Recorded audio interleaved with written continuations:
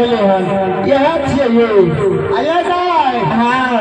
यहाँ चचा घटिया इनार अये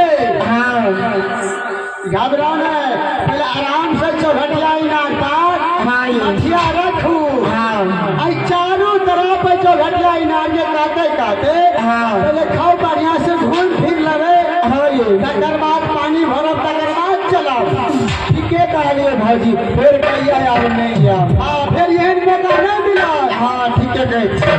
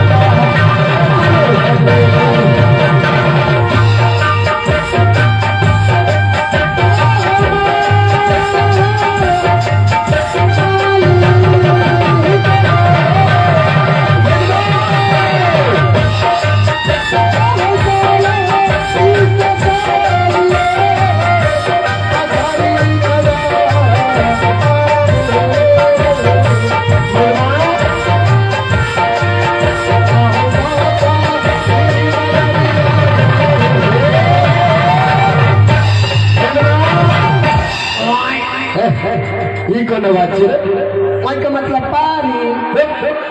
मनवा चले हम चले चले थाक गेलिए धूप बहुत करगल छै हमरा रोद लाग गेल तो मुहे में रौदा लगे छै हां तै लागे गाजा निकाल पटाक सिलाता और दोनों छोरा गाजा पी कर आई रोड में घुमे बकरी नगर खेल देने छै रास्ता में हमें चल तो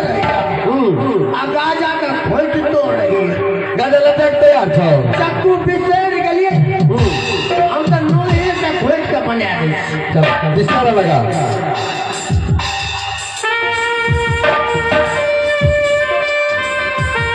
मन से गाजा रे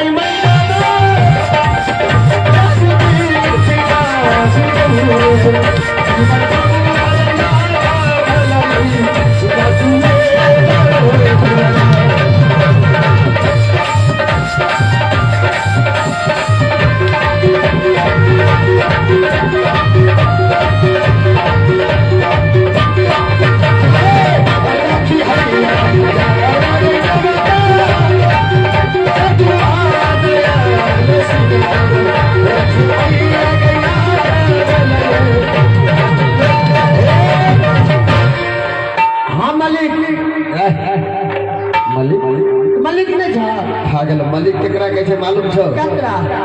डोम के कहै छै मलिक अरे तो हम तो मालिक कहै कब अच्छा मालिक गाजा तो बने लिया हम बड़ा पारे में से